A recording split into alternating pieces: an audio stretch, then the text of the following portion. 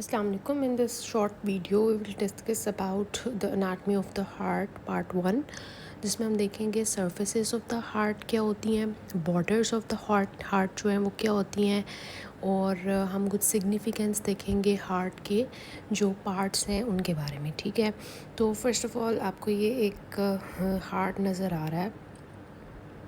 ठीक है, तो ये वाला, इसमें आपको पता है कि राइट एट्रियम होता है इसका और लेफ़्ट एट्रियम होता है. लेफ़्ट एट्रियम आपको यहाँ पे फ्रंट पे नज़र नहीं आता क्योंकि वो पीछे होता है, most posterior part of heart होता है, तो वो आपको पीछे नज़र आएगा लेफ़्ट एट्रियम.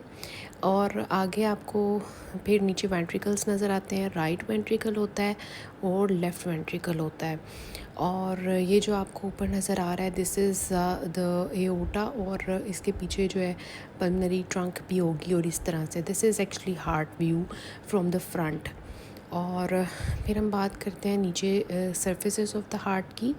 तो अब सरफेसेस ऑफ द हार्ट जो हैं और बॉर्डर्स ऑफ द हार्ट, इसके बारे में बात कर लेते हैं कि कितने बॉर्डर्स ऑफ हार्ट हैं और कितनी सरफेसेस ऑफ द हार्ट हैं.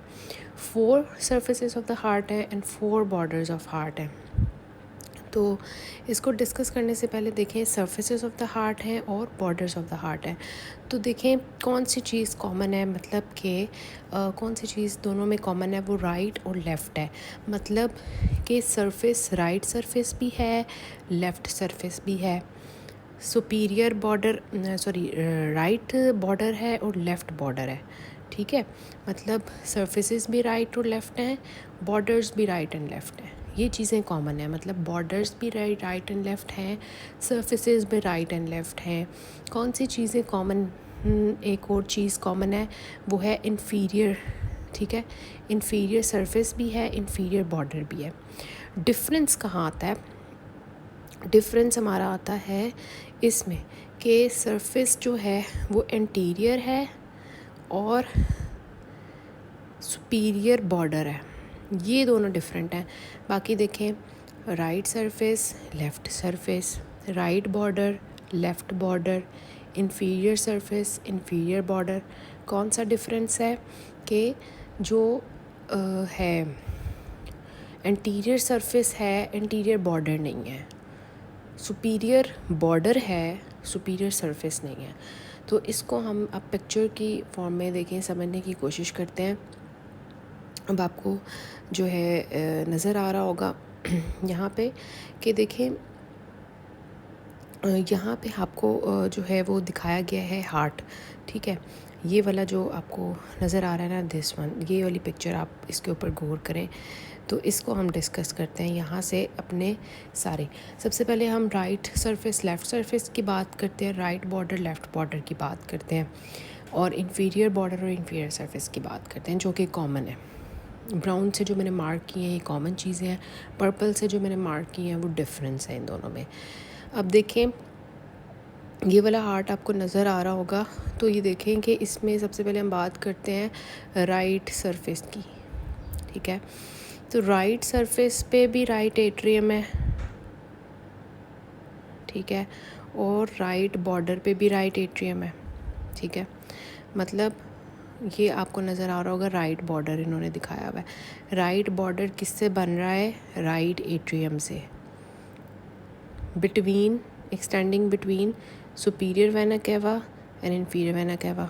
तो ये सारा क्या है? राइट बॉर्डर है, जिसमें क्या है, इसको मैंने अब मार्क ख़त्म करती हूँ कि इसमें क्या है, सुपीरियर वेना केवा, इन्फीरियर वेना केवा, राइट एट्रियम. ये जो है this is actually the right border which is formed by right atrium extending between superior and inferior vena cava. और यहाँ पे ही सरफेस है राइट पल्मोनरी सरफेस कहते हैं, क्योंकि आपको पता है कि हार्ट के लेफ़्ट एंड राइट क्या होता है, लंग्स होते हैं. तो right pulmonary surface is formed by right atrium. ठीक है, दूसरी चीज़ क्या है, लेफ़्ट पल्मोनरी सरफेस पे क्या है, लेफ़्ट वेंट्रिकल. ये आपको नज़र आ रहा है लेफ़्ट वेंट्रिकल. ठीक है, लेफ़्ट पल्मोनरी सरफेस पे, तो ये आपको नज़र आ रहा है कि this is actually left ventricle. और देखें लेफ़्ट बॉर्डर पे भी क्या है, लेफ़्ट वेंट्रिकल, मतलब लेफ़्ट सरफेस भी लेफ़्ट वेंट्रिकल बना रहा है, लेफ़्ट बॉर्डर भी लेफ़्ट वेंट्रिकल बना रहा है। तो ये एक चीज़ आ जाती है, ठीक है। तो समझ आई होगी, आई होप सो, कि देखें right pulmonary surface is formed by right atrium, right border is formed by right atrium extending between superior vena cava inferior vena cava। तो ये हो गई हमारी राइट साइड। लेफ़्ट की बात करें तो left pulmonary surface is formed by left ventricle, ये आपको नज़र आ रहा है, and left border is formed by left ventricle and partly by the left atrium ये आपको नज़र आ रहा है ऊपर की तरफ। तो ये थोड़ा बहुत ना जो लेफ़्ट बॉर्डर होता है वो आपका लेफ़्ट वेंट्रिकल लेफ़्ट एट्रियम भी बना रहा होता है। वैसे मेजरली जो है लेफ़्ट वेंट्रिकल ही आपकी लेफ़्ट पल्मोनरी सरफेस भी बनाता है, लेफ़्ट बॉर्डर भी बनाता है। फिर आता है आपका जो कॉमन है इंफीरियर बॉर्डर और इंफीरियर सरफेस। तो हार्ट की जो इंफीरियर बॉर्डर है और इंफीरियर सरफेस है, इन दोनों में जो है क्या है कि इंफीरियर बॉर्डर, ये आपको नज़र आ रहा है इंफीरियर बॉर्डर, तो इंफीरियर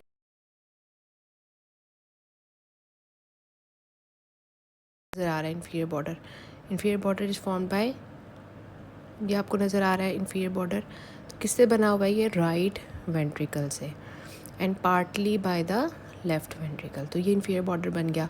इंफीरियर सरफेस किससे बन रही है, इंफीरियर सरफेस भी आपकी लेफ़्ट जो है राइट वेंट्रिकल से बन रही है, लेकिन इंफीरियर सरफेस जो हार्ट की होती है ना वो थोड़ी पीछे करके होती है।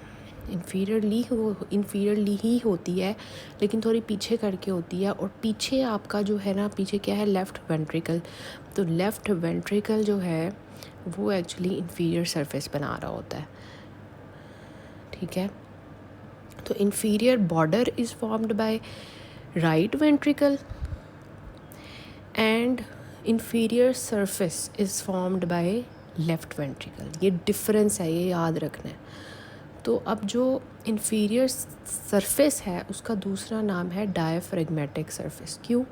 क्योंकि हार्ट के नीचे क्या है, डायफ्राम है, तो it is related to central tendon of diaphragm, that is known as that is why it is also known as inferior surface and diaphragmatic surface। okay, ये भी बात याद रखनी है कि जो इन्फीरियर सरफेस है उसका 2/3 जो है वो लेफ़्ट वेंट्रिकल बनाता है और 1/3 जो है वो right ventricle.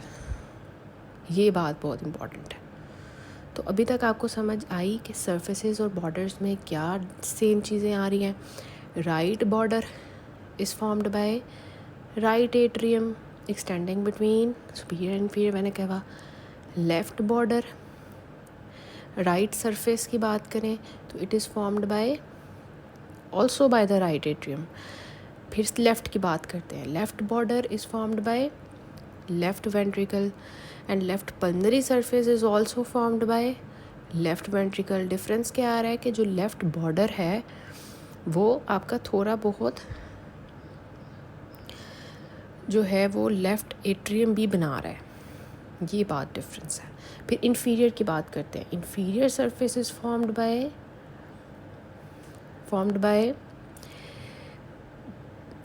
mainly by the left ventricle, 2/3 by the left ventricle and 1/3 by the right ventricle, ठीक है। inferior border की बात करें तो it is formed by mainly by right ventricle, ठीक हो गया। अब हमारा जो डिफरेंस आता है उसकी बात।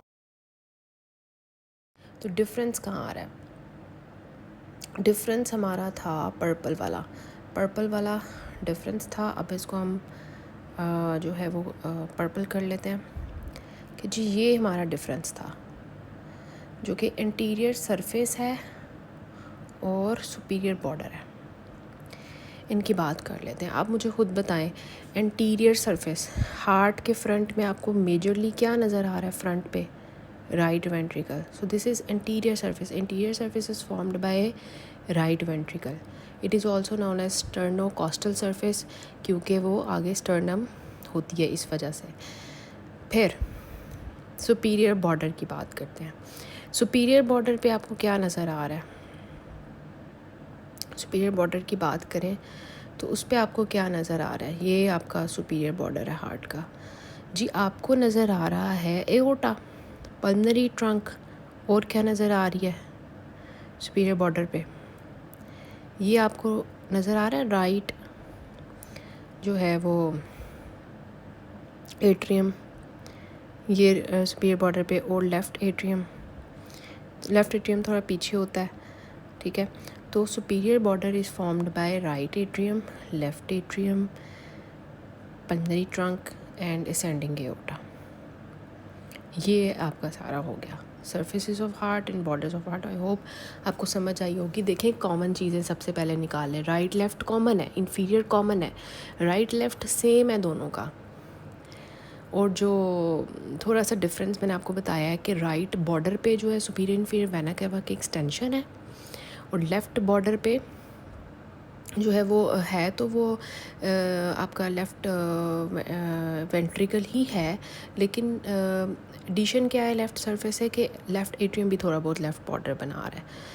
फिर इन्फीरियर सरफेस इन्फीरियर बॉर्डर हैं तो सही, लेकिन दोनों का डिफरेंट था कि इन्फीरियर सरफेस जो है वो लेफ़्ट वेंट्रिकल बना रहा है, लेकिन इन्फीरियर बॉर्डर जो है वो राइट वेंट्रिकल बना रहा है। आपको ये पिक्चर से भी नज़र आ रहा है। और क्या है डिफरेंस क्या है कि बॉर्डर आपका सुपीरियर तो है, लेकिन सरफेस आपकी क्या है एंटीरियर सरफेस किससे बन रही है? आपको नज़र आ रहा है राइट वेंट्रिकल सामने नज़र आ रहा है इतना बड़ा। और जो है सुपीरियर बॉर्डर किससे बन रहा है वो आपने देख लिया राइट एट्रियम से, ऊपर वाली जो है लेफ़्ट एट्रियम से, असेंडिंग एओर्टा से, पल्मोनरी ट्रंक से। ये सारा कुछ हो गया आपके सरफेसेस ऑफ हार्ट और बॉर्डर्स ऑफ हार्ट। फिर एक आखिरी चीज़, थोड़ी सी इंपॉर्टेंस डिस्कस करेंगे और इस लेक्चर को एंड करेंगे। अच्छा, क्या इंपॉर्टेंस है? अच्छा, most posterior part of heart. आप मुझे बताएं कि most posterior part of heart क्या है? हार्ट का सबसे पोस्टीरियर पार्ट क्या है? या आप ये पिक्चर देख सकते हैं, ये पिक्चर देख सकते हैं, ठीक है। तो most posterior part of heart is left atrium.